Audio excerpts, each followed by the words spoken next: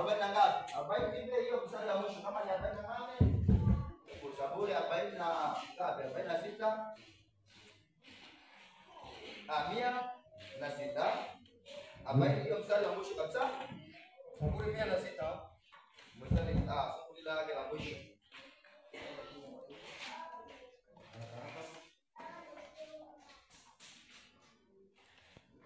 Zaburi 106 mstari wa mwisho.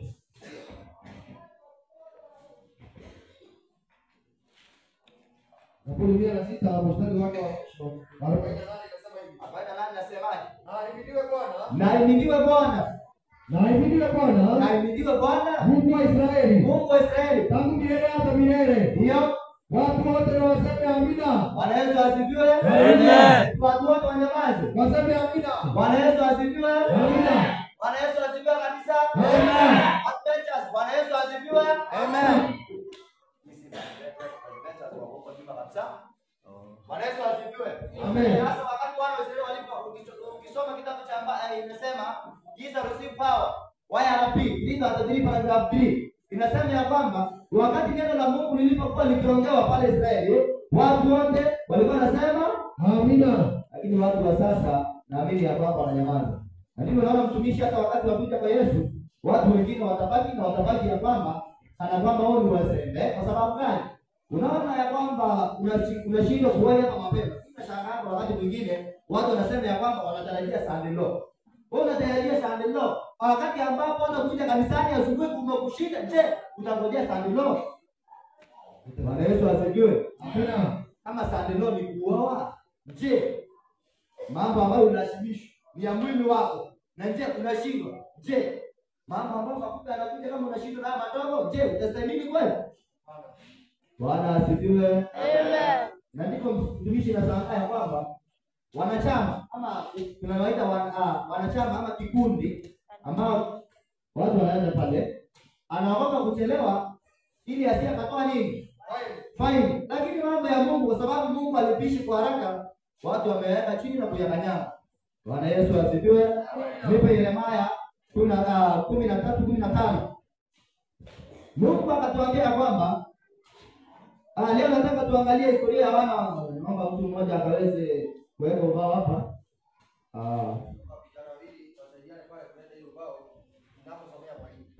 Yeremia 13:15. Sema hivi. Inasemaje? Bwana asifiwe. Bwana. Watu waseme Amen. Sikilizeni ninyi. Sikilizeni ninyi. Mkategeni masikio yenu. Mkatege masikio yenu vizuri. Sifanye kiburi. Bwana Yesu asifiwe. Bwana anasema ya kwamba watu wasikie, wakatege masikio. Kwa sababu gani? Nishi. Maana Bwana. Endelea. Maana Bwana amenena. Bwana amenena. Nenda kusema ya kwamba Ndio. Tukuzeni Bwana. Tumtukuze Bwana Kwenu. Mungu wetu. Kabla hajaleta giza. Bwana Yesu asifiwe. Amen. Bwana anasema ya kwamba watu wakatege masikio, na wakitega masikio waweze kuelewa kwamba tuweze kumwamini Bwana kabla Bwana hajaleta giza. Kuna giza inakuja katika dunia hii. Je, ni giza ambao usiku nao kuja usiku ama ni giza gani? Naomba mtu mmoja akaweze kunicheka. Hii giza Bwana anasema ya kwamba ataleta ni giza ya namna gani? Naomba mtu mmoja tu aweze kunicheka.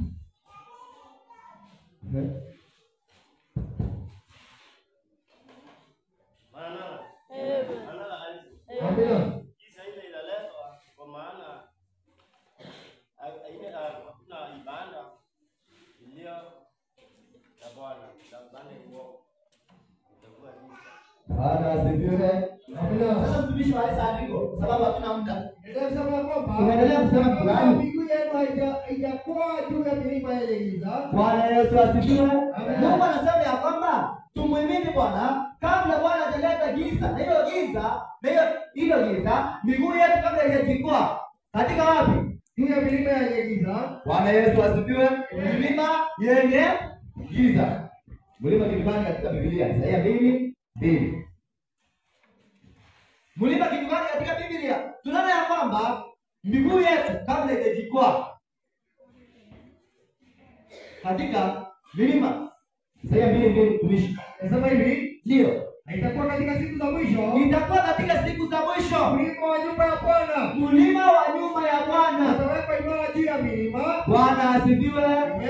Hiyo ni Biblia inasema ya kwamba mlima ni kanisa. Hata ukisoma kitabu cha Timotheo wa kwanza 3:16 inasema ya kwamba haya nimeyaandika ili uijue jinsi pasavyo watu kuenda katika nyumba ya nani?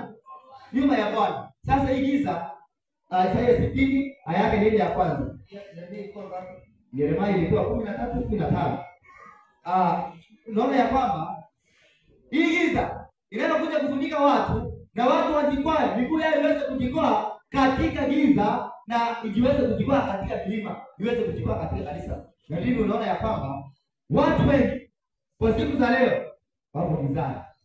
Bwana asifiwe. Amen. Hata watu ndio kwa sababu nataka tuangalie historia ya wana wa Israeli, hatua 3 za wana wa Israeli wakati walipookolewa ama walipokutoka pale Misri, hatua 3 walizopitia, na ndizo hata sisi tutakazopitia. Bwana asifiwe. Na ndipo tunaona ya kwamba hatua ya kwanza ndio walipofika pale katika hatua ya kwanza waliweza kujikuta matatani. Ndio unaona ya kwamba siku za mwisho watu wengi, kwa sababu Roho nabii anasema ya kwamba sleeping people, sleeping ministers preaching to sleeping people. Wahubiri waliolala wanahubiria watu walio ama washiriki waliolala. Je, nani atamwamsha mwingine? Nani atamwamsha mwingine? Bwana asifiwe. Amen. Ndio kwa sababu unaona ya kwamba watu wengi katika dunia hii ni kana kwamba wamekata tamaa na marejeo ya nani? Ya Kristo. Kwa sababu gani? Nipo hiyo nimesema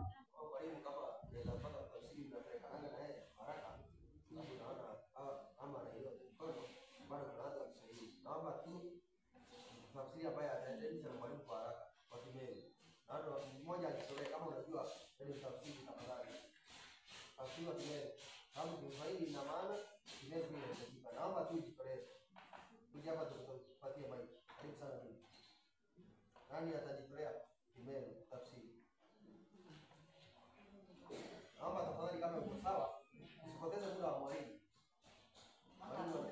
Naona ndugu amejitolea sana. Mwalimu anaendelea. ibana bate vivo gemerwa. Ndio kwa na mama kalanso. Ibana bate vivo ke Kiswahili au samani. Ibana bate vivo Kiswahili. Inta watu. Hata kama ni Dari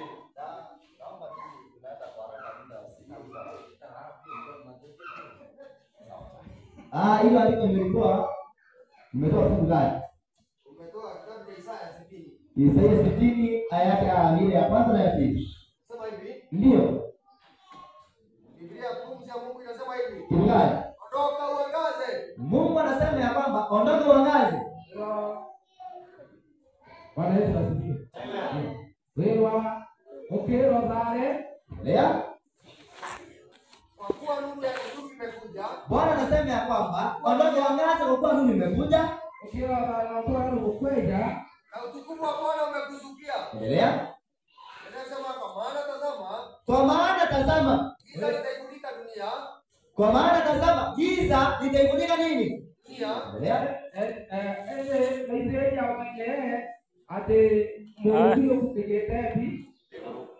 Na giza kuu litazifunika kabila za watu. Bwana asifiwe. Kumbe hii giza sio giza ambayo inayokuja usiku. Hii ni giza ambayo inakuja kufunika, na hii giza inakuja kufunika watu. Je, wewe ni mtu? Na kama wewe ni mtu, hili giza litakapofunika dunia, je, utafunikwa?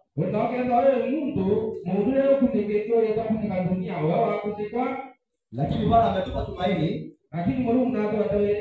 ya kwamba ondoka uangaze kwa kuwa nuru imekuja. Bwana asifiwe. Ndipo unaona ya kwamba Mungu alipotoa wana wa Israeli katika nchi ya Misri, hatua ya kwanza ambayo Farao alikanyanga,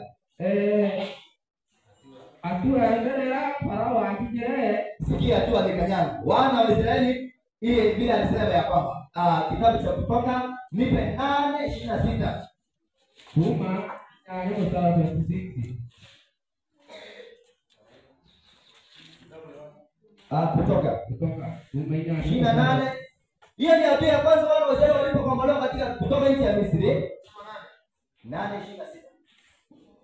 8:26 inasema hivi. Nataka tuangalie historia wana wa Israeli. Tunaangalia historia ya Israeli. Jinsi walivyoondolewa katika nchi ya Misri. Tunapoangalia kulitangwa Misri. Wakielekea Kanaani. Tete Kanaani. Yale mambo ambayo aliyowapata. Na tayari inasemaje? Kutoka 8:28. 8:28 Biblia inasema hivi. Acha zina sisi ili watu waweze kuelewa. Musa akasema, haitupasi kufanya hivyo. Rudi 24. Ya kwamba wakati wana wa Israeli walipotolewa katika nchi ya Misri, Mungu akatuma Musa. Akamwambia kwamba nenda na Farao. Mwambie nawapasa kuondoka katika nchi ya Misri na kwenda Kanaani. Sasa Biblia inasemaje? Bwana akafanya. Wakaja wingi wa mainzi kwa uzito sana. Wakaingia nyumbani mwa Farao. Na katika nyumba za watumishi wake. Tena katika nchi yote ya Misri. Nayo nchi iliharibiwa kwa ajili ya wale mainzi. Bwana Yesu asifiwe. Bwana Yesu asifiwe kanisa. Wakati Mungu alipomtuma Musa kwenda katika nchi ya Misri, kuongea na Farao. Mungu Farao roho yake ikawa ngumu. Sasa akakataa kutii wito wa Mungu. Ambao uliosema ya kwamba ambia waachilie wana wangu, waachilie wana wa Israeli waende Kanaani. Farao roho yake ikawa ngumu. Farao wakati roho yake iliyokuwa ngumu, Mungu akaleta mapigo. Na hata wale Mungu alipoleta mapigo la kwanza mpaka pigo la 10. Pigo la kwanza hadi la 10. Hivyo. Kutoka pigo la kwanza hadi la 9. Farao moyo wake ulikuwa mgumu. Sasa wakati ilipofika pigo la 10, Farao roho yake ikawa nyepesi. Sasa wakati Farao ilipokuwa roho yake ikawa gumu, ilipokuwa nyepesi, Mungu Farao akawaachilia wana wa Israeli. Na alipowaachilia wana wa Israeli, kuna kitu ya kwamba aliwaambia. 26 tusikie vitu aliwaambia. Na ndio unaona ya kwamba hatua ya wana wa Israeli, ndipo unaona ya kwamba hatua ya Israeli ya kale ile iliyopiga hatua ya kwanza hadi ya mwisho, ndivyo pia na sisi tutapiga hatua ya kwanza hadi ya mwisho, japo kuwa ni ya kiroho. Bwana Yesu asifiwe. Bwana Yesu asifiwe. Ni ya kwamba watu wa Israeli walipoachiliwa kutoka katika nchi ya Misri, Farao hakuachilia kabisa. Bwana Yesu asifiwe. 28. 26 samahani, inasema ya kwamba akawaambia Musa akasema sasa nisome 25 kutakuja nasikia iweke hapo. Farao akawaita Musa na Haruni akawaambia. Farao aleta Musa na Haruni akawaambia, "Teni mkamtolee Mungu wenu dhabihu ndani ya nchi hii." Bwana Yesu asifiwe. Sasa Farao akamuita Musa na nani?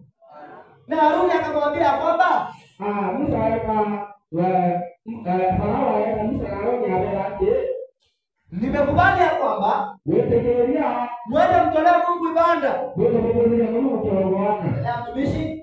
Kusema ya kwamba Ndio. Musa akasema Musa araua basi kufanya hivyo tutobati kwa hiyo kwa kuwa tutamchikia sadaka Bwana na watoto kameja Mungu kiongwana kwetu. Mungu wetu Haya machukizo ya Misri, je, Kuna point mtumishi. na Musa akasema Musa araua usifanye kufanya hivyo. tutobati kwa hiyo Jamani kidogo. Kuna point tulikuwa nadai inasema nimewakubali mwende lakini msiende mbali na mimi. Iko hapo hapo. Kusoma kama ni 28. Farao akasema Farao araua mimi nitawapa ruhusa mwende kama araua wote ili mchikie dhabihu Bwana tutobati kwa madhani Mungu wenu jangwani, Mungu wetu aka lakini hamtakwenda mbali sana. lakini utenda kwa yangu no Bwana Yesu asifiwe. Amen. Farao akaruhusu wana wa Israeli watoke katika nchi ya Misri, Farao ayategemea kwa Israeli kama mwanzo lakini hataki kuachilia kabisa. lakini atenda wale kuitapio Hivi ilivyo pia na sisi katika siku za leo. na wafanya watu kusema wale Shetani anatuambia kwamba kwa maana tunataka waenda kanisani ndio niseme lakini machengeni waacha hapa kwako. lakini mambo ya siasa Wewe usiende mbali na mimi. ndio kwa yana Bwana Yesu asifiwe. Amen. Hivi unaona ya kwamba dunia hii ndio kwa ndio yeye wakati watu wa mbinti za kimitindo wanapojipamba, tena alikuwa ndio yeye kwa atekapo hata sisi pia nyama ndio watu ndio kapo Bwana Yesu asifiwe. Amen. Na pia kwanza wana wa Israeli walipotolewa katika nchi ya Misri, na leo Israeli watu ndio Misri Shetani alisema ya kwamba Farao akilinganishwa na Shetani. Farao ayagaye kama Hiyo ni Ezekieli ngapi? 29 fungu la kwanza tusome. yuko ni Ezekieli ngapi 29 fungu lake la kwanza mpaka la 3. 29 verse 22 Inasema ya kwamba Farao ni Shetani. inasema eliwa Farao yuko hapa. Bwana Yesu asifiwe. Amen. Sasa Shetani hataki kuachilia watoto wa Mungu watoke mateka. Kwa maana tunaenda kama Mungu abariki kwa araba zekete. Anakuambia ya kwamba wewe okoka, Bwana ondoka lakini usiokoke kabisa. lakini ndio wakapio. Hivi unaona ya kwamba mtu ni mwana matengenezo. Ndipo kwa mtu awe kubuga matengenezo Na lakini ni mwenye dhambi kushinda wale wasioenda kanisani. ni mtu mweusi ameusiwa atenda kanisa. Na hivi unaona ya kwamba Kristo umewekwa chini. Ndipo kwa Kristo kwa Hata kuhubiria mtu hawezi amini. kinyoa ndio ya kitu apete Kwa sababu gani? ni sababu na mtu wa tukio. Hii sababu ni hii. Sababu hiyo Ya kwamba Shetani hataki kuachilia wewe uende kabisa. ndio kwa watu walioweza pio. Na hiyo ilikuwa hatua ya kwanza kwa wana wa Israeli kutoka katika nchi ya Misri. Kale atuende ana Israeli kutendea. Bwana Yesu asifiwe. Amen. Twende hatua ya pili. Kwenda hatua ya ile Hesabu Yuda kutana 28 28 25 fungu lake la kwanza. 25 verse 1.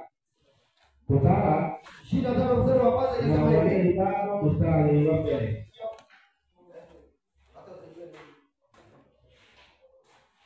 Umesema ngapi mwalimu? 25. Sababu 25 mstari wa kwanza.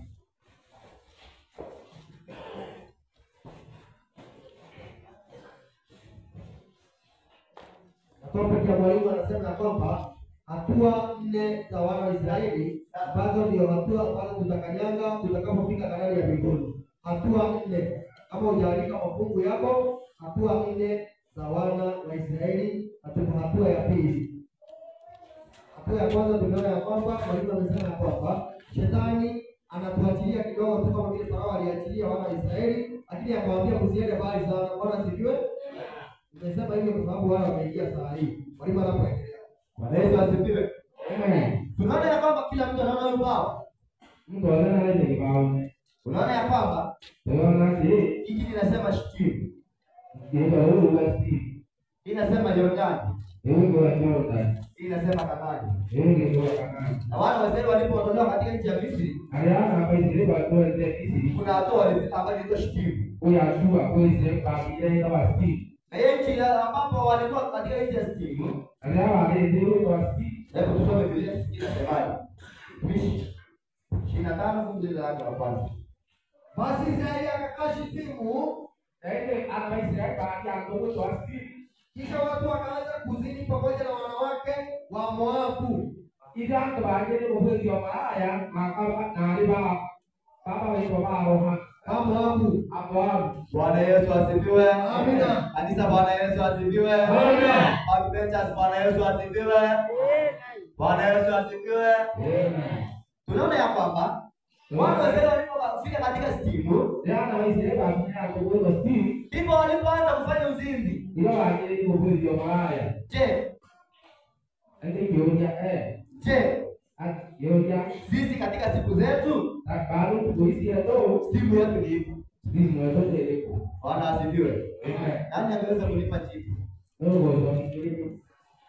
Stimu ado teleko. Nani angeweza kunipa jibu?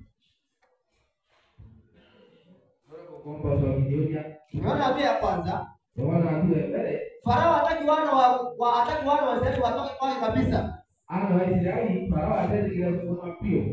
Na sasa wana wa Israeli walipoachiliwa, Aliana Waisraeli balikeliwe walifika mahali ambapo kunaitwa Shitimu. bakinyana kuweza wasti. Na sasa walipofika Shitimu, Aliana Steve wakaanza kufanya uzinzi. baada ya mfezi wa Konki. Bwana asifiwe. Amen. Je, katika siku zetu Shitimu yetu ipi? Kurudiane kaita kage ya tu stimu ado teleko. Nani angeweza kunipa jibu? Naomba mkono. Naomba mkono mmoja. Naomba mkono. Naomba mkono. Naelewa ya kwamba Balaamu alipofika katika Balaamu alipoitwa na Balaki ili akaweza kuwalaani wana wa Israeli. Balaamu dia kumbala kena balaamu wana Israeli. Alijua ya kwamba hawezi laanika. Na menyati batuna kula kwa diruki. Akaja na mbinu ya pili. Aya na yeye Tuende kuwatafutia wanawake wazuri wazuri wewe wazo na kama ndo ili tukaweze kuwapata kuangusha. ikienda kwa baba. Je, katika siku zetu tuna Balaamu na Balaki? Ndio watu ndio tu kuna Balaamu na Balaki. Bwana asifiwe. Amen. Sasa naomba jibu, shitimu yetu siku za mwisho ni ipi? Ndio weke dunia ya yote. Ndio sopa. Ndio kinyaga pero kwa hiyo kuitikia watu tusaidie ana Israeli ndio roki lakini watu tai ndio roki na wote mwenye tai ndio mwenye ndio tusaidie wewe yeye na aduvena pena tabia yote mienya na madhania maingi nenya wimbo nyingi ndio sana Waisraeli hapa yatiete bado kinyango ana baba mwaki kwa ndio kuja kana hata wewe ndio na Petro marai na kumbe vina ana Waisraeli kama kudra bakitungira napo boda iba siku yetu ndio ndio kwa ndio na wimbo ingira ndio dingiza dai na madhania maingi na wewe mbuje. Bwana asifiwe. Ameeleza vizuri sana. akueleza kwa Ni ya kwamba katika dunia tunayoishi ipo ndio yako tumeelewa. ni ya kwamba shitimu yetu ni dunia. Hii ati simu ya yote ndio Wakati wanawake walipangwa kabisa ili wakaweze kuangusha wana wa Israeli. Ida kama balikele kwenye mpio ni kama kuelekea na Na Israeli. ndipo nashangaa katika Waadventista wa Sabato. Iko ndo kulia na kwa Adventista wa Sabato. Hasa wana matengenezo. Mno baba wetu wanatengeneza. Unaona kama ni wanawake? Unaona baba jana bawe. Unaona kama wanawake? Ndio ndio kaleita kuona kama kuo. Unaona yaka? Unaona leo wanaka Ndio kuona ka wanabeba kopa. Ya. bena kopa. Mtu unaona ya kwamba ni mweusi kama mimi, Unaona mtu ndio yaoni. lakini japo kwa anataka kujifanya awe Mlauni. Na kwenda kusialo la ayo mtu tu. Bwana asifiwe. Ukienda kwa mikopa ambayo wana matengenezo wanabeba. Ndio Yesu kwa ndo wana Hizi ni mikopa ndogo ndogo. Utapata mwana matengenezo hapa na kioo kidogo. Utapata amepaka makucha rangi. Utapata amenyoa kope za macho. Utaona ya kwamba amepaka rangi midomo. Nikuulize, Akonie. wakati unapotoboa masikio na kuweka earrings, Na hiyo kwa matoro mwanga ya bibidi. ungezaa mtoto ambaye ako na earrings, Kwa pia akakenda yale. ungeenda kwa waganga wote. Utakia roho wote. Lakini je, Lakini leo unapojibadilisha sura ambayo Mungu alikupa, leo sisi sura rangi sura kwa kweli. na hasa wewe ni mwana matengenezo, Na wewe ni mwana matengenezo. Mungu hapa shiki. Wewe uti. Wewe umeondolewa katika misi ya dunia, Upige misi ya Mungu. unaelekea Kanaani. Wewe kana ni. Wakati Balaamu anapofika hapo, Leo Balaamu akijao. anasema ya kwamba hao watu wataenda mbinguni. Ama watu hapa sio. Kwa sababu wataenda mbinguni, Kwa hapa sio. tufanye aje? Kwa hiyo hapa. Anakuja na Biblia ya pili. Akaana bili yeye. Wacha waweze kujirembesha, Kama yeye kuna pesa. wajipondoe kabisa. Wajipondoe kabisa. Wanapanga kwa yeye ndio. Wakijipondoa, kabisa na ndio wana matengenezo. ni wana matengenezo Mimi naongea na wana wa Israeli walioondolewa katika nchi ya nani? ya Bwana Ya Kanaani. Na sisi na sisi pia tumeondolewa katika nani wapi? ya dunia Tumeondolewa katika Misri ya wapi? na dunia. Na kwa sababu tumeondolewa katika Misri ya dunia, Ndio organizo kwa hizi ya tendo tunafaa kuenenda Kanaani. watu wenda Kanaani Na tunapoenenda Kanaani, kana hapo ni Kanaani hatufai kufika hapa Shitimu wote watu kinyosti na kuchukua wanawake wa Moabu. atomba kwa na hapa Moabu. Sasa sikia vile ambao kitu kile kitakatwa kuondoa katika Shitimu. Ndio kwa tutasi Endelea na andiko. Endelea kusoma hivi. Biblia inataka kuwa Kwa kuwa waliwaalika hao watu waende sadakani. Kwa kuwa waliwaalika hao watu waende sadakani. ndio watu haya Kwa kuwa waliwaalika hao watu waende sadakani. ndio watu ndio watakuta sikiowa anasaka Sadaka walizowajibia miungu yao. sana kila wanya miungu yao Watu wakala chakula watu wale wakaisujudu hiyo miungu yao. kama kuja miungu hiyo Ndio kusema kwamba katika Waisraeli kujiungamanisha na Baali Peori. Bwana Yesu asifiwe. Amen. Sasa akajishikamanisha ama akajiunganisha na Baali Peori. Hasira za Bwana zikawaka katika Israeli. niko wale Israeli basi ile miungu hiyo kwa alipeo bali teori bali ya Bwana Yesu asifiwe. Amen. Nataka ujue ya kwamba hii ni Shitimu. niko ndio mwenyewe siri Hapa ndipo wanawake wa Moabu wako. hiyo kama Moabu kale Na kwa sababu hapa Shitimu na kwa asili walisujudu miungu. ibaroba elu Na kwa sababu wana Israeli walisujudu miungu, na kwa Israeli wa Mungu pia na sisi siku za mwisho ndio wale tu kwa mwisho tumeshindwa kuvumilia kwa Mungu. Tumeona ya kwamba kama ni hizi nguo za Hana zile za Hana zile za kwanza, unapoangalia zile nguo za kwanza, wana matengenezo wa siku hizi wamezikataa. Wameamua kuchukua nguo ambazo ni za dijitali. Unaona mtu anakuja kanisani amevaa sketi ndogo, akiketi na hata aibu hata leso, anachukua Biblia anajifunika. Bwana Yesu asifiwe. Mungu aliye na askari hapa kwa Biblia atuliao. Bwana Yesu asifiwe. Amen. Tuone Waisraeli kutoka katika nchi ya Misri Na Waisraeli wanaenda Misri. walipoendelea kwenda Kanaani, Labda Kanaani walishindwa na haya mambo tunayoyaona sasa. iba pombe kwa leo na ndio kwa ndai. Bwana Yesu asifiwe. Ni wangapi tuko pamoja? Ni wangapi wanapata point? Ni wangapi wanaona ya kwamba nasumbua watu? Bwana asifiwe. Sasa hasira ya Bwana ikafanya nini? kawaga tuya Na ndivyo unaona siku za mwisho iwa kwa na mwisho ya kwamba ate tunapoondolewa katika dunia hii, watu ngeze tukurudeye tukipelekwa mbinguni, podeo shetani anaona ya kwamba tutafika, kwa maana kwa baadhi anatumia Balaamu wa siku hizi atu ya Balaamu kwa kusipale ambao ni Jesuit. Na baada ya Yesu anawaambia hivi, amerao. tengenezeni mamini, Wewe kuminisikai. tengenezeni maloni. Wewe ni mtu. Nasikia mtu anakwambia kwamba Ukaenda mtu wangu lake. eti hii loni Mtu ya wanawake. Iwaka. Na kama ni ya wanawake, Oke iwaka. mbona hiyo shipi kwa hapo mbele? Na ndio ndio alimwaga yake. Kitu gani Ndio unataka mbele. kama ni ya wanawake? Unajua ni kwa sababu gani shetani ameleta hiyo mitindo, mavazi ambayo ni ya kimitindo? Kwa leo kwa maana haya ndio kuuliza sahihi. Mathayo 5:27 na 28. Mathayo 5 mstari wa 7. Wewe ukiuliza ya kwamba mbona uvaa hivi? Anasema ya kwamba mimi siwezi vaa kama hana long.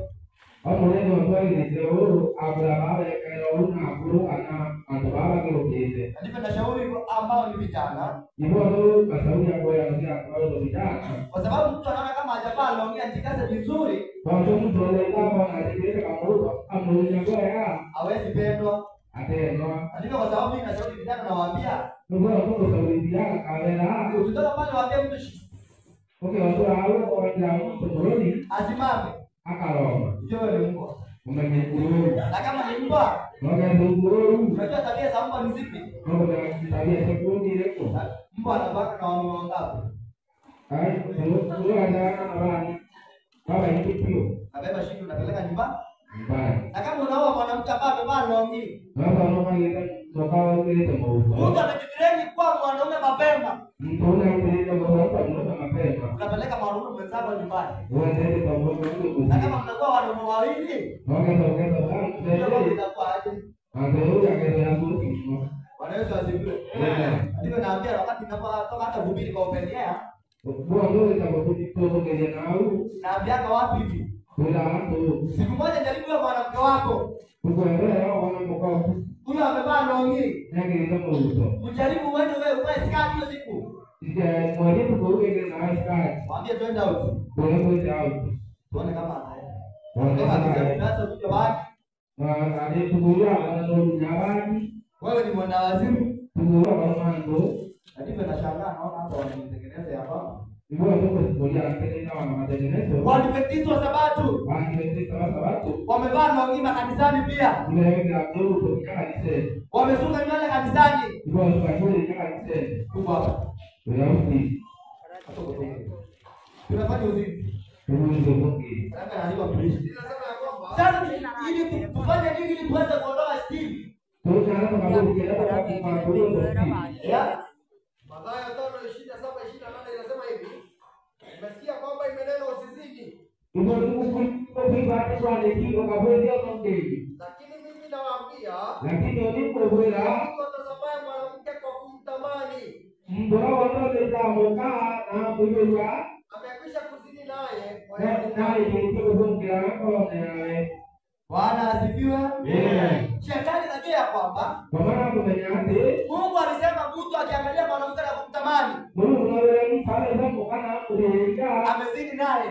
hapo ndio tungo. Sasa shetani akafanya longi Mungu anawe ndio kwa ndio huko. kwa wanawake ambao wajikase. Anataka pale kile kwa sababu yeye Unapoona anaenda akitembea ndio wanaende akisema Nairobi Mombasa. akisema leo Mombasa Ni ambao watu watafanya nini?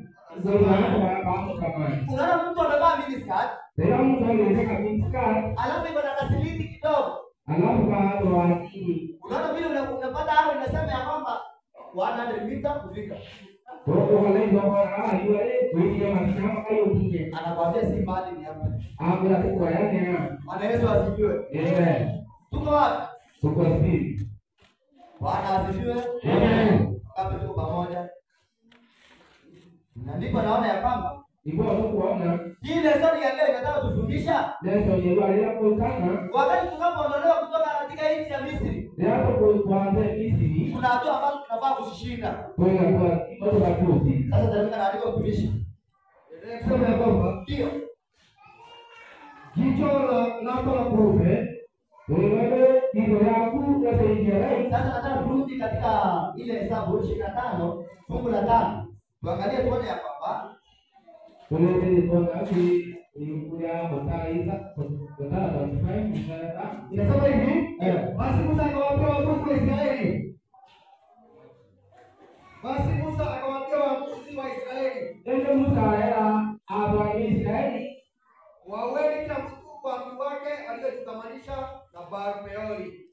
mtu ya tubara wakatetea Mungu to Baal-Peori. Bwana asifiwe. Amen. Eti wafanye nini? Wawe. Eti wafanye nini? Wawe.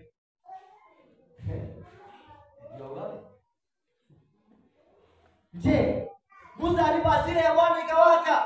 Musa akasema ya kwamba Musa Mungu wako bora Musa auate dawa tu dawa ile katika likuwa ambao wote ibora babo te ambao wamejishikamanisha na Baal-Peori. bado watuletea Mungu kwa sababu Baal-Peori. Siku zetu hatui kwa mwili. Tukosia tuko kwa wapi mwili? Tunafaa kuhubiri watu ujumbe. Tumapo tumeni hapo uchungu wao. Warekebishe tabia zao. Bale kibisi tabia sio. Wakijua sasa hizi ni wakati wa mwisho wa kufunga kwa neema. Bamenye tukosa mtu na wao kama leo yao. Na Kristo hivi karibuni anarejea. Na Yesu akuane jite. Kanisa andiko. Niendelea kusema kwamba Ndio. natazama mtu mmoja miongoni mwa wana wa Israeli akaja, Mungu mwe ora tade kesi ajalo aleja akuwaletea nduguze mwanamke Mmidiani mbele ya macho ya Musa. aleja mko kumambia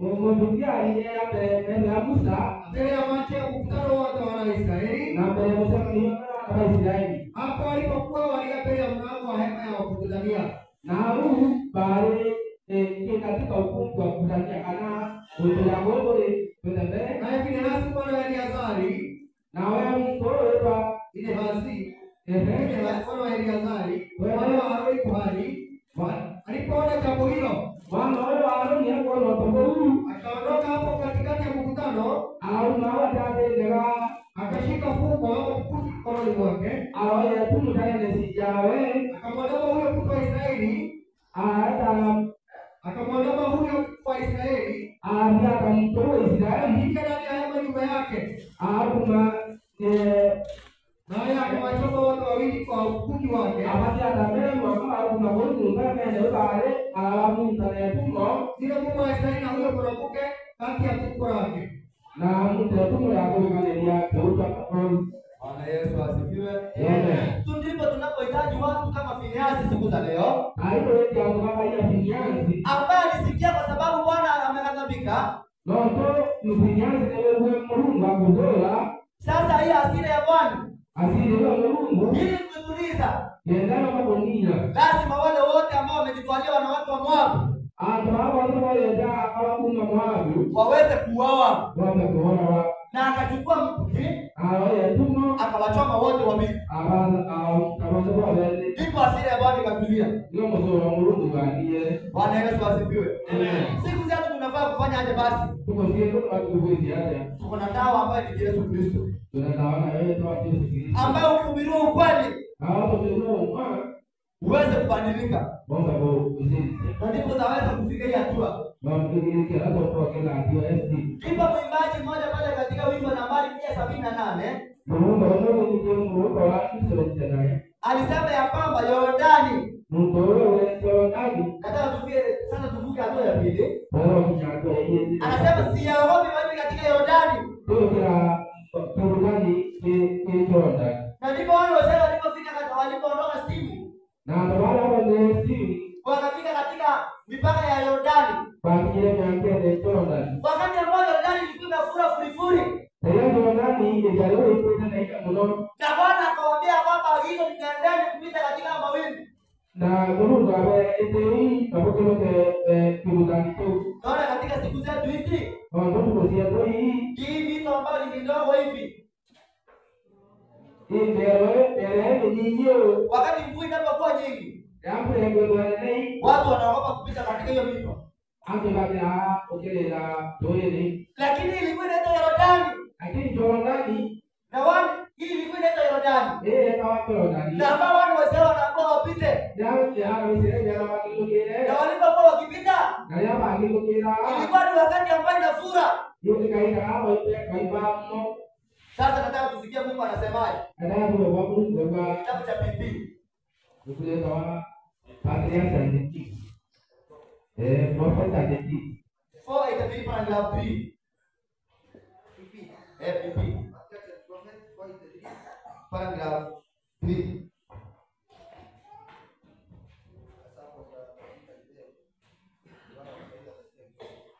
Sawa. Inasema hivi, leaving their encampment in the acacia grove of Shittim, Palero baratia maya mayo kambe kana baratia maya mayo kambe sa meteo stimu both descended to the border of the Jordan. mekenda anjesi ya bonta barana mamwanga myakene Jordani. All knew, however, that without divine aid they could not hope to make the passage. Samahani kidogo. Wataelewa. All knew, however, that without divine aid they could not hope to make the passage. Bonte palero baramenyate ya kwamba muzana yo ukenda Jordani batena wele giro na ka muru na tendo wero ukenda mwera yunde kelete no ke roite ram nenda ba moti baramena ya ira wala nga yunde nere wele aku yao yura yao de sama ina hiyo hiyo dayo ke tam tanang tu bo wana Yesu asifiwe. Amen. Imagine yo kero ke le tanang na wewe ko ke le tanang ibete no le rotile hiyo agizo no debu Bwana asifiwe. Amen. Bali wale baadhi ya andao ndio mbete mono tebele kero bole mbi. Endelea. Example kwamba at this time of the year in the spring season, the melting snows of the mountain had so raised the Jordan and the river overflowed its banks. Bwana Yesu asifiwe. Hapo kipindi chuni kile hapo ndio ndio yeye ibete kuimba. Bwana Yesu asifiwe. Amen. Hata basi bara wande kilo geria lepo. No wete. Akete yo wege to. To gori mulungu kawa na bitaro. Mulungu ya kaya onda banda. Bwana asifiwe. Amen. Mela no tu kwa le Jordan ke ruare mawimbi. Ndio kwa. Jordan kutaki to tigeri ende di mulungu bore. Na Jordan ke ndo teke mawimbi. Maji hata ati lo jadi anabi. Sawa. Example hivi, Ndio. the melting snows of the mountain had so raised the Jordan and the river overflowed its banks, making it impossible to cross at the usual forbidding places. Bwana Yesu asifiwe. Ila kwa urete na kiko hizo hata sitetie. Watueka odio to mama okela. Yaani toto mama waende mama kwa jiapya. Bwana asifiwe. Amen. Toto waende na kwa kilomo bwana. Ndio darasa ni leo tete. Hata wale na Ting darasa. Bwana hivi ndio wao mau tete tope. Bwana asifiwe. Bonende ibe to mi te to ile moya jinya ke to ma no sti na Jordan kaji bide mwi kwa endelea Example kwamba ndio God will that the passage of Israel by Jordan should be miraculous. Bwana Yesu asifiwe. Mungu kugenda kwa Jordani Mungu pale ya kiama ya kiama Bwana asifiwe. Ukenda anabasema ukenda Misri kwa Arabi. Endelea. Joshua by divine direction kwa registration kana maelezo hapo Mungu bado kwa maelezo commanded the people to sanctify themselves. Bwana asifiwe. Amen. Commanded. Ana mambo ndio yake To sanctify themselves. by the command. Dia usuku alikapa commanded. Ada ndio baadhi yake. Kenda mama baadhi yake. Akaambia watu ya kwamba wajitakase kwa sababu gani? Ili waweze kuvuka mto Yordani. Kwa sababu mto Yordani untuk melayani Jordan haikuwa kwa uwezekano wa mtu yaweza kuvukwa. kotare uwezekano wa mtu yote kotare wa mtu Pia wana wa Israeli walitegemea miujiza tu. kijana wa Israeli dari muujiza yake. Bwana asifiwe. Amen. Sasa walipotegemea miujiza, Labda ile muujiza waliambiwa ya kwamba ndio aje wajitakase. baadaye. Bwana asifiwe. Amen. Tukijorodani pia kwetu siku zetu zinakuja. Kuna Jordan kwetu na tutoleko tuizenye.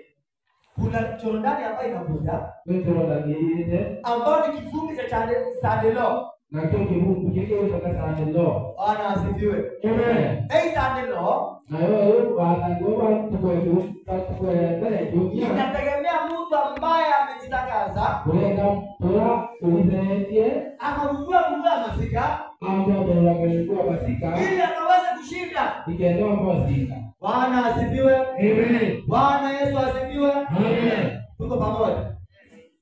Na kama tuko pamoja, je, ndio ndani ya siku zetu tunaona ni nini? Ukienda tuliama ndio ni kufikia tu na ni Kwa ishara ya mkono. Naona mkono. Kwa ishara ya mkono, naona mkono. Kwa ishara ya mkono. Kama unajua ndio ndani ya siku zetu, je, kwa ishara ya mkono. hapo kilija hapo ndio kwa Allah. Je, kama unajua nimesema ndio ndani ya siku zetu ni ipi? Je, kwa ishara ya mkono. Tahu. Kita udah lagi ni. Ndio ndani ya siku zetu ipi?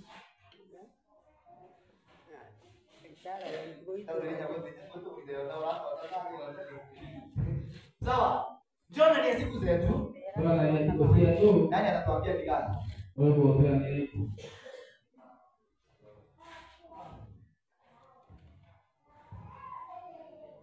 Mungu ametukusia tu kwenye sheria ya Jumapili na Sandelo.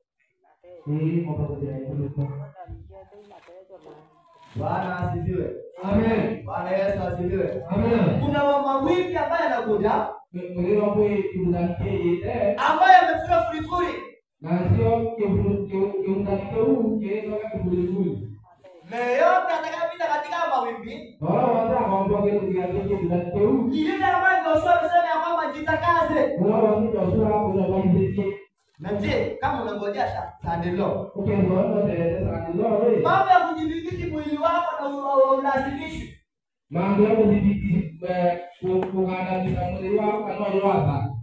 Na ulazimishi. Na watoto wanalazimishwa. Je, utangojea Sandelo ambayo inakuja na kulazimishwa. Kama Mungu amesema usile hiki na usikile hiki na kulazimishi na umeshindwa, je, sheria ya Jumapili inapokuja kulazimishwa, haya mawimbi utayashinda? Ni mtumishi ndiko naambia wapi ya kwamba wakati mawimbi ya Jordani yanapokuja ambayo anahitaji mtu ambaye amejitangaza na anajua ya kwamba yanasema ya kwamba sisi tutakimbia katika milima na vichaka, na wewe umelemaa na tumango tunao ambao tutakurekebisha afya.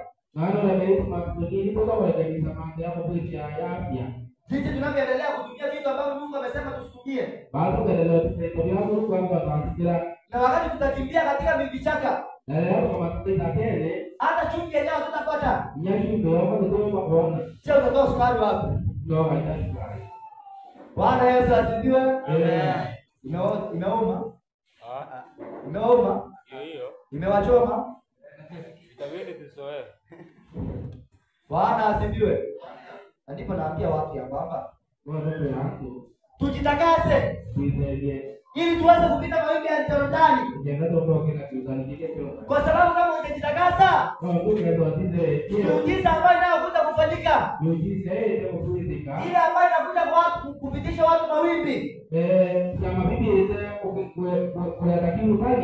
itakushinda. Bwana asifiwe. Haya mawimbi yanapokuja akigonga kupiga na kugonga, je, utatikizwa? Mwimbaji anasema ya kwamba sijaogopa mawimbi katika Yordani. Nipe Yeremia 12:6.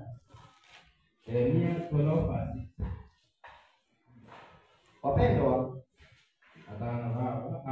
wetu tujitahidi sana tusiuge mno tuweze kujitakaza tukakuiteria ili tukaweza kuchukua utakaso ambao Yesu aliweza kumwaga damu pale msalabani kwa ajili yetu, tukaona kutokubatizwa kukulia kwa sababu ya dhambi ya mtu mmoja na kama wewe mtoe inaweza kuzuia wana wa Israeli kusimama katika vita katika siku ya Bwana. kwamba kuilia Israeli kwa matone Hiyo tunaangalia hapo, tumalize. Unasemaje mtumishi? Sema hivi. Ndio. Yeremia 12 mstari wa 6. Nasema kwa maana hata ndugu zako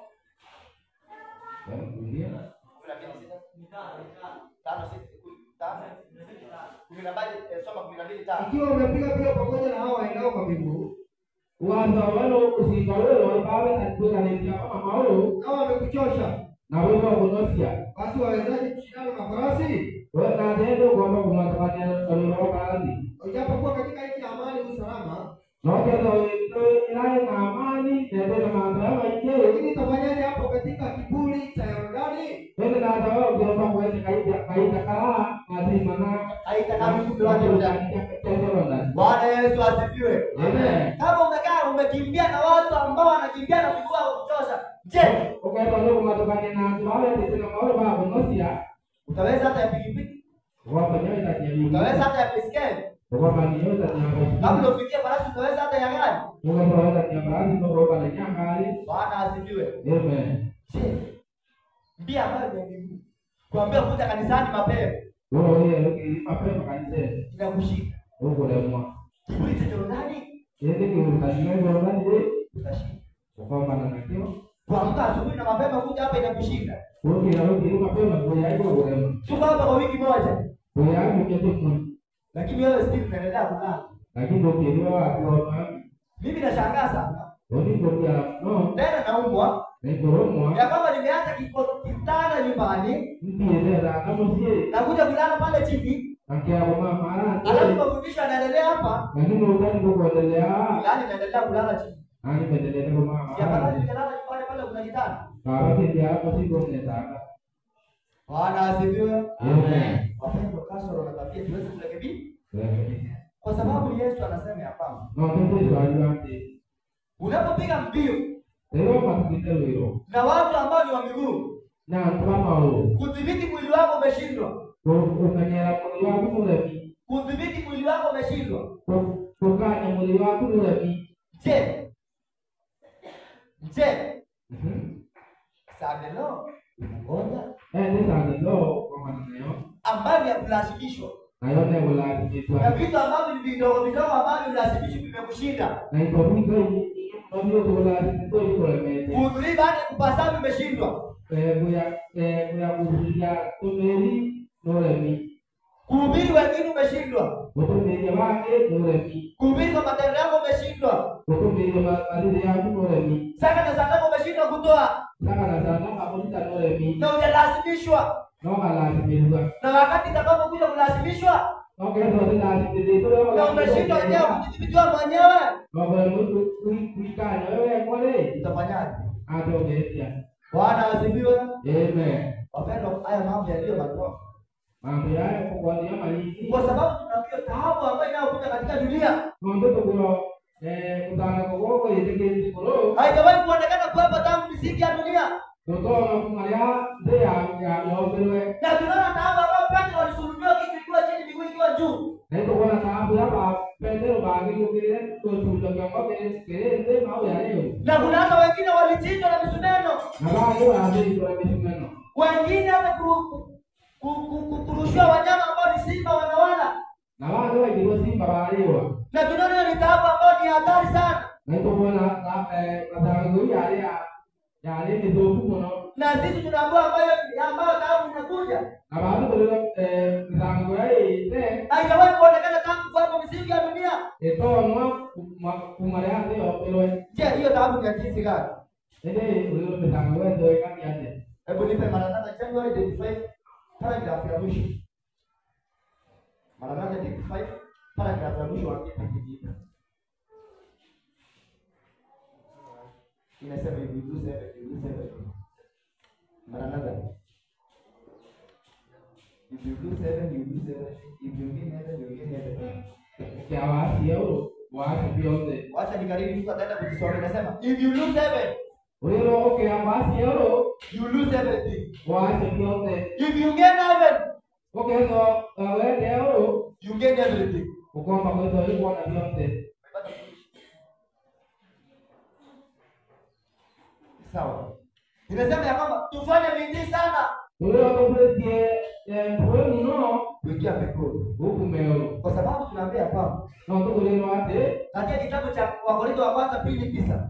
keulia kwa pele iende mstari wa pili Hebu nipige mtumishi. Wa pili 2:9.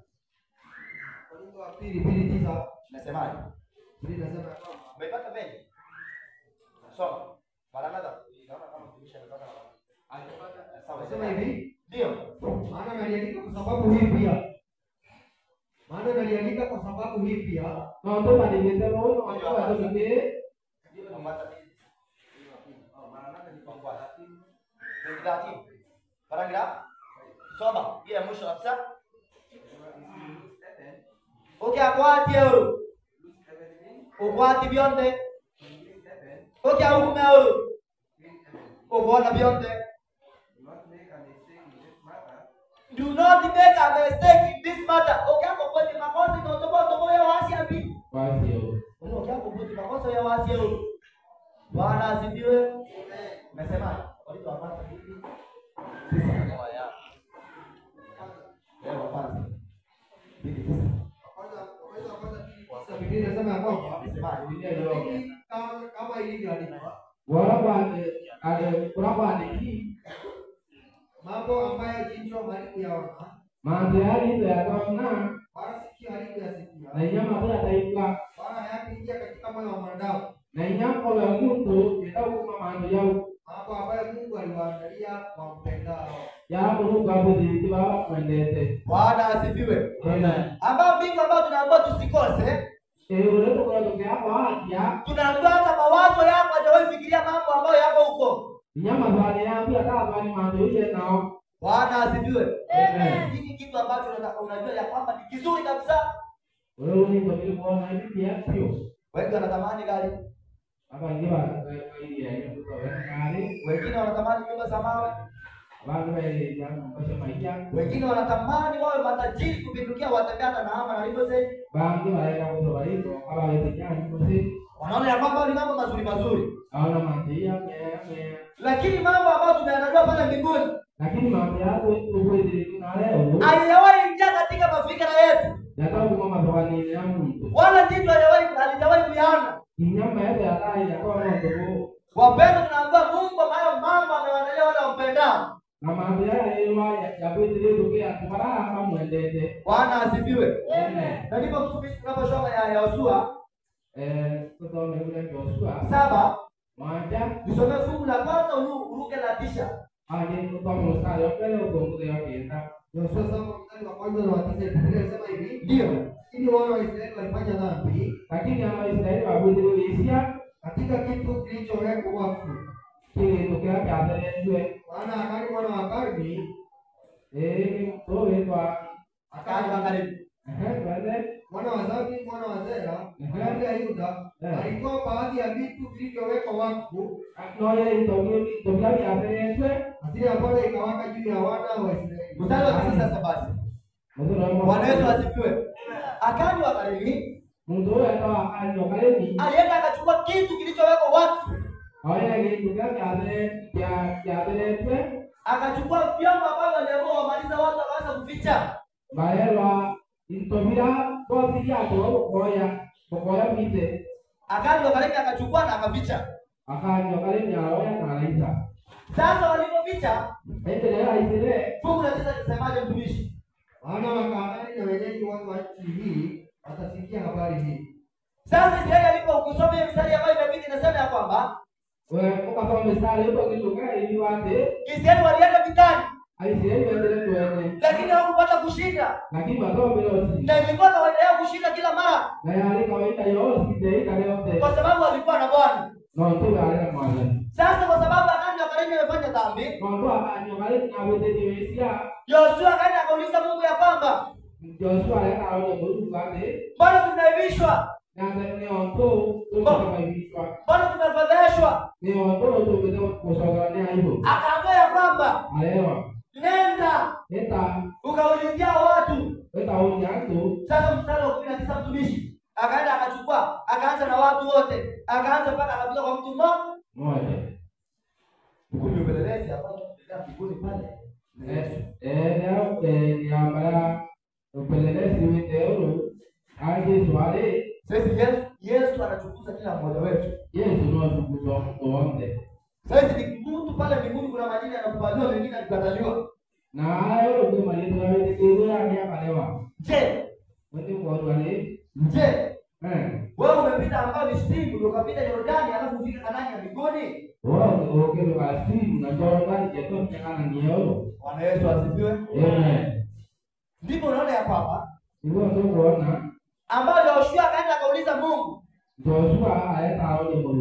Akanarua mavazi yake. Na tukianza pia na sisi Yesu akanarua mavazi yake pale mbinguni. Na hivyo Yesu atamrudishia na leo. Alilaiti. Yukuleta wa maandiko ya awali. Penye Daudi panalafuata. Yesu pale mbinguni.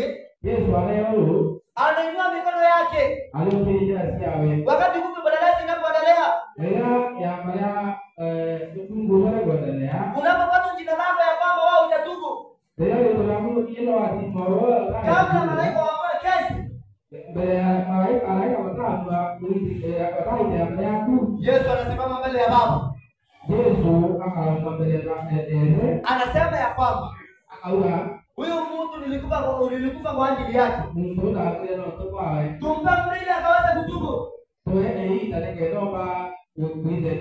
Na ndipo tunaona ya kwamba wakati hukumu ya badala inapoendelea. Wakati kuhani mkuu anapoenda kutoka katika patakatifu mno. Wakati kuhani anapotoka hapo, anakuja kubariki mkutano. Wakati anapokuja kubariki mkutano, ni wale ambao waliokubali tangazo wa kuhani. Israeli walitesa roho zao. Na walipotesa roho zao, wale ambao majina yao yalikataliwa walifukuzwa pale na Israeli. Wakati kwani watu mkuu Yesu anapokuja kutoka kubariki mkutano, je, jina lako litakuwa limekataliwa ama litakuwa limekubaliwa? Bwana asifiwe. Amen. Bwana Yesu asifiwe. Amen. Unaona ya kwamba unaposoma kitabu cha Genesis, Genesis ukiangalia 30:31. Nasema hivi. Watu wetu mkuu wapendwa, hapo anaenda kutoka katika kipindi cha rehema. Ndio. Nasema ya kwamba akamuuliza, "Nikupe nini?" Kweli Soma hiyo ni data za Yohana. Soma data za Yohana. Hiyo ni data za Yohana. Data wapi? Data inasema hivi. Basi sasa umetoka kwa sababu umetamani sana nyumba ya baba yako. Huyo ni Laban. Kana unge Laban. Aranja kukawa umana onto tamani nyumba yao. Ndivyo kwa sababu pia na sisi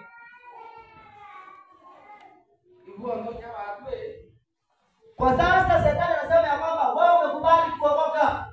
kwa maana hapo wewe tegemezi kosera. Lakini kwa sababu umekubali kuokoka, Ndio tegemezi kosera leo. ndio umetamani nyumba ya baba yako sana. Ndio ile nyumba ya baba Maanisha niko mtumishi. Ila kusema hivi. Ndio.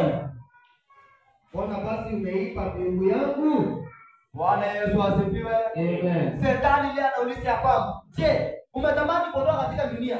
Umeachana na mambo yangu na ulikubali. Mbona basi sasa mbingu yangu umeiba? Yeye kama yeye kurodia. Wewe ndio tegemezi kosera na dunia, usianza na ndugu Kama utakatifu ndio ndio kama ndio Mungu kwa. Sasa hiyo miungu ya shetani ni ipi? Ndio mbinu kwa maana ni sasa hiyo miungu ya shetani ni ipi ambayo umebeba? Mungu kwa maana ile ndio kama ndio unakula vibaya, ukula wewe, unavaa vibaya, wewe ndio wewe, unaongea vibaya, wale wewe, unaongea masengenyo ndani ya kanisa. no wale siasa. Shetani anakuuliza ya kwamba kwa maana mmoja yake wewe unatamani kwenda kanisani, lakini mbona sasa unaenda na miungu yangu? Bwana Yesu asifiwe. Amen. Tuweze kurudisha miungu ya shetani, tuweze kumpa miungu yake ya Mungu. Tufanye nani? Ya Mungu aliweza kuchoma hiyo miungu. Bila hatuna muda, naona muda wetu kama umeisha, kama niko na dakika moja imeisha. Moja. Bwana Yesu asifiwe. Amen. Wapendwa, tuweze kurudisha miungu ya ambayo ni ya Labani, ambaye anayosali nayo katika miungu yake. Kwa sababu umetamani kwenda kumfanyia Mungu ibada, tuweze kumpa shetani miungu yake. Wakati alipoambia Musa pale katika Misri, nimekubali uende, lakini usiende kabisa. Wewe tembea na Mungu mmoja na mwingine lakini Musa alimwambia kwamba haitupasi kufanya hivyo, kwa sababu tunaenda kumtolea Mungu ibada. Bwana Yesu asifiwe. Nasikia ubatizo. Na kwa sababu ubatizo upo, unajua kama kuna miungu ya baba ya Labani. Na unajua kwamba Farao anasema usiende mbali. Nataka kumwambia kama Musa hivi, haitupaswi kufanya hivyo. Inatupasa tuende kwa sababu tunaenda kufanya ibada huko. Baba yako Farao Misri, na ya Mungu wetu wa mbinguni ambaye ni Mungu wa Kanaani, hataki yachanganywe. Sasa mpendwa, wito wangu siku ya leo, asubuhi ya leo, kama unasikia ambayo umesikia kwamba miungu ya Babeli unafaa ya Labani unafaa kurudisha, ndio umekata kauli ya siku ya leo, naomba ukaweze kupiga hatua hapa mbele ili tukaweze kupata ombi. Tunapoimba wimbo ule ambao ni sasa ya kwanza na ya mwisho, wimbo nambari 178, tunapoimba sasa ya kwanza na ya mwisho, wapendwa, tuweze kupiga hatua hapa mbele. Bwana asifiwe. Amen. Tuweze kurekodi muito baba wewe tunataka wewe kwamba ukitatua ame tuombeana. Kama unasikia uko tayari kuiacha miungu ya Labani, kama uko tayari kuweka na miungu kama Labani, kama uko tayari kuambia Farao ya kwamba uko na Farao haitupasi tuendane nusu, tunafaa kuendana full.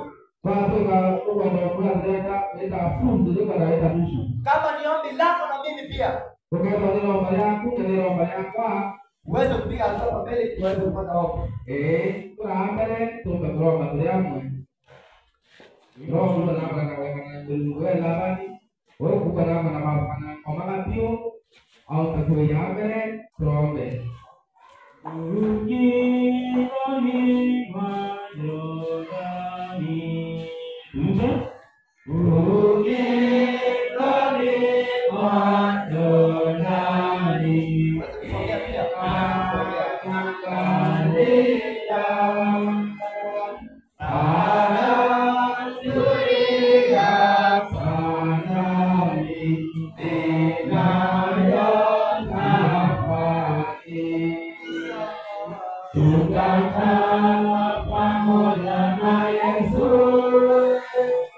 Katika familia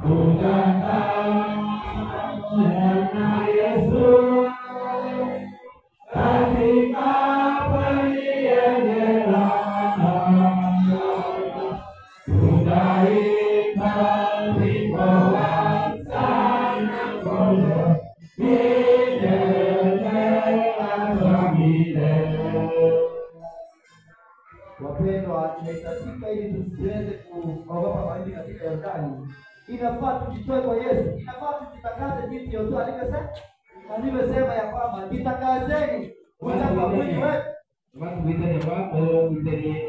Na ndivyo tutamkabidhi mzee wa kanisa Eda Karanja kipaza sauti ili aweze kuweka hao washiriki mikononi mwa Mungu.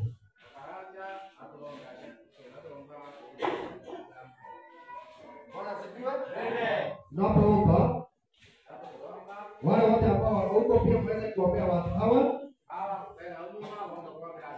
na pia tuweze kujiombea, kwa sababu ile safari iko hapa mbele.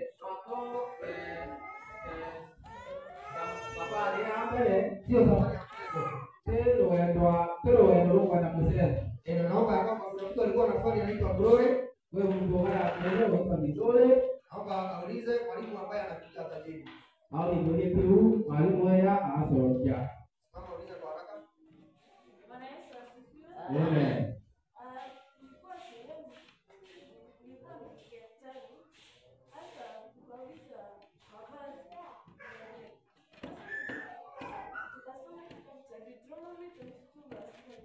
Kwa inasema tusivalie mavazi ya mkasema mwanamke wala mwanamke. Tuvalie mavazi ya mkasema dunia. Sasa tukaamua kulingana na mavazi. Na pia nilipokuja kwa sehemu niliuliza pia hiyo swali tena. Tukaamua kulingana na mavazi. Bwana Yesu asifiwe. Yote kama kwenye pepo kwese mbala bitanawa berwa muntu no atawatuka kuitaya toro mtomoka. Tende pepo itulite pero tulite ya ya kita mirole kana tawaba nileta nabo. Uwa kulita kali ndika kuna shele mate uya kanyo tulita. Ndio tuombe.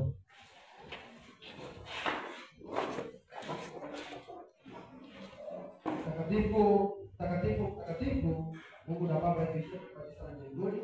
Mungu ambaye mnaishi na vitu vyote vilivyomo. Vile vyote vinavyoonekana vile sisi vinaonekana pia sisi wanadamu kuzunguka kwa mfano wako katika jina la Bwana wako Yesu Kristo, jina lako litukuzwe. Asante kwa sababu ya risasi nzuri sana ambayo tumefundishwa na mwalimu, hatua ambazo tunafaa kuweza kuchukua ili tuweze kufika Kanaani ya mbinguni. Lakini Mungu wetu, kwa sababu tumekoma pale shitini, Mungu wetu tusamehe, Mungu wetu tutakase tunapotaka kuvuka Yordani, kwa tumefundisha kwamba sheria ya Jumapili. Mungu wetu tunapotusaidie. Na wale wote ambao wamejitoa ambao walikuwa pia na wao wamekoma shitini, Mungu wetu tunapotusaidie sisi wote kuvuka, na uweze kututakasa kabisa na mbingu yote tuweze kurudishia shetani na tuweze kuichoma yote ili tuweze kwenda bila kuwa adhabu yoyote. Mungu wetu tunapotusaidie. Mkutano huu umekuwa kwa mafanikio. Sisi wote tumeona tumefanikiwa na sisi tunakuhitaji zaidi kwa zaidi katika maisha yetu. Naomba ya kwamba hao wote ambao tumeweza kujitoa waweze kutusaidia, na hata wale wameketi chini, kama kuna jambo lolote hata la siri hapa lile hatujui inaweza kufanya tusivuke Yordani, Mungu wetu tunaomba waweze kutusaidia. Tuongoze katika hatua zote, tupe Roho Mtakatifu atuongoze, sababu tulisoma tukaona ya kwamba hatuwezi bila wewe. Na katika jina la Yesu Kristo bali tuongeze Bwana asifiwe. Ukisemaje kwa neno nzuri? Amen. Ukisemaje?